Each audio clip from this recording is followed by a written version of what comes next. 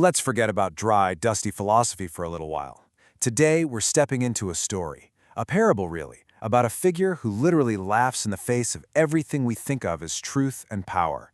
This is the story of the laughing Übermensch. So, I want you to picture this. Imagine a city that's just heavy. The towers are heavy, the mood is heavy, and what the story calls the spirit of gravity rules everyone's heart. It's this oppressive seriousness, you know? And into this gray, silent world steps a jester. But hold on, this isn't your average, run-of-the-mill jester here for a few cheap laughs. No, his arrival is something much more radical. It's a funeral, a final, definitive goodbye to the old ways that have held this city captive for so long. The people here are described as camels, and honestly, it's a perfect metaphor. Think about it. What does a camel do? It kneels down to be loaded up. It carries the weight of tradition, of duty, of thou shalt, without ever questioning it. That's the soul of the city, burdened and exhausted. And this is where it gets really interesting. He's not here to make them feel better, to offer some comforting distraction. He is a revolutionary. He is here to perform a funeral, to get up in front of everyone and declare that the old values, the old gods, the old truths, well, they're dead.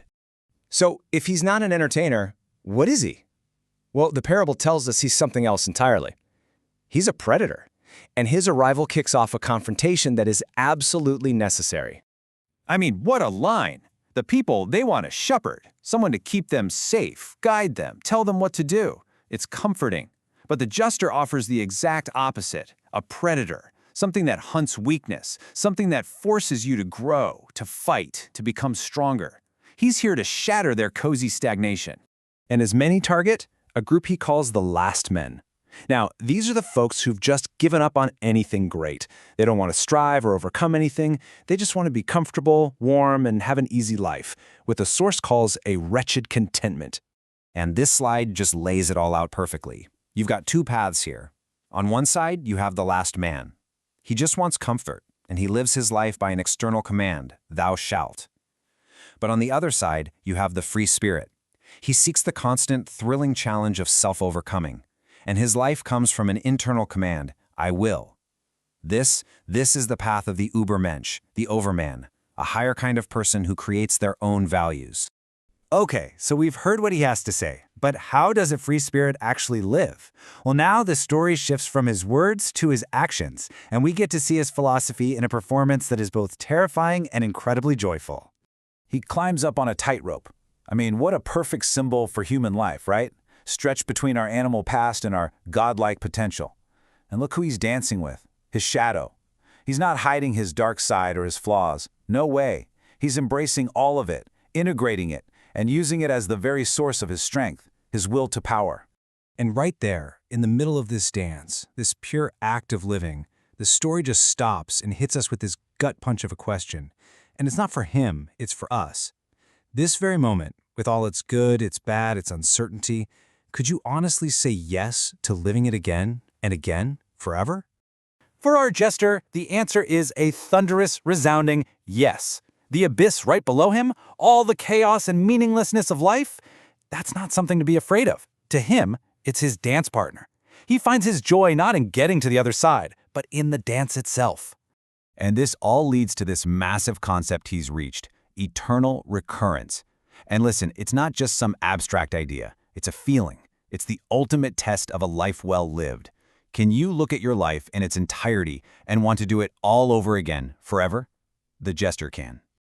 So let's get to the next part of his journey, where our jester takes this wild, disruptive dance right into the halls of knowledge. He's about to confront the very idea of truth itself. He finds these scholars, these academics, who are trying to weigh and measure the entire universe. They're trying to fit all of its infinite, chaotic beauty into their neat, tidy little systems. But their tools, their scales, they're old, they're rusted, and they are totally useless for the job. And his message to them is just profound. He basically says, look, your so-called objective truth, it's just a bunch of tired, worn-out metaphors. It's lifeless. But my creative act, he says, my playful dance on the abyss, that is a living reality. The point is, meaning isn't something you find, it's something you create. He makes a complete joke of their solemn logic, And in that one act, he sets them free.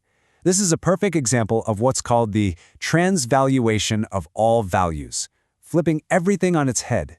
In this moment, the fool's creative play becomes wiser than the scholar's dead facts.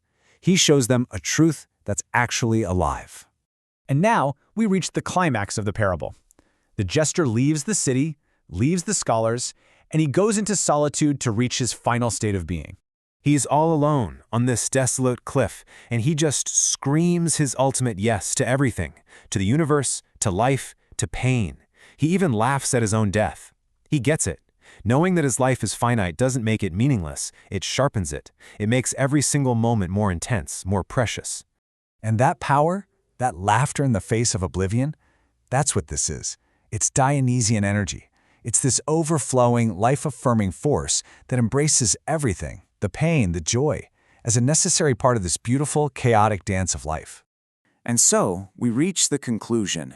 The jester's journey is complete. But what he leaves behind isn't an ending. It's a brand new beginning for everyone else.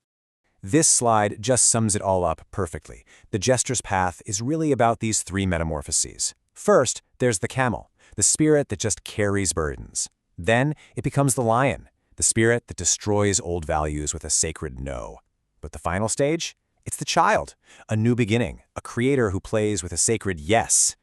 In the end, he doesn't leave behind a new rule book or a doctrine you have to follow. He just dissolves. He leaves behind the example of a path. He shows us what's possible for the human spirit to become unburdened, graceful, and above all, creative. And that's the real punchline, isn't it? To follow the jester isn't to copy him. It's to go on your own journey, to embrace your own shadow and find that unique, chaotic, beautiful song that lives inside of you. The story says the joke is over. The play has begun. So the only question left is this: what will you create?